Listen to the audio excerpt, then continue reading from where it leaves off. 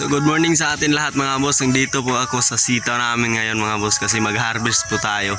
First pa to harvest mga boss. Ayan sila yung asawa ko at yung bayaw ko mga boss. Ipapakita ko sa inyo. Kasi pag harvest namin pagkatapos mag-aabono rin kami mga boss. Ayan. So yun sila mga boss, nag-harvest po sila ng sitaw. At mag-aabono rin ako mga boss.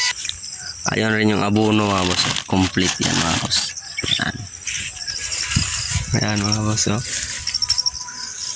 Papakita natin mamaya mga boss pagkatapos natin pag-harvest kung anong ilang kilo kaya yung makuha namin mga boss. So ayun mga boss, patapos na po kami sa pag-harvest mga boss. At tingnan natin yung bunga mga boss kung ano, ilang kilo kaya.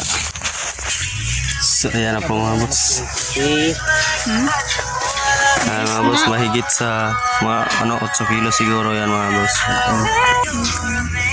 At maraming pong salamat sa inyo mga boss.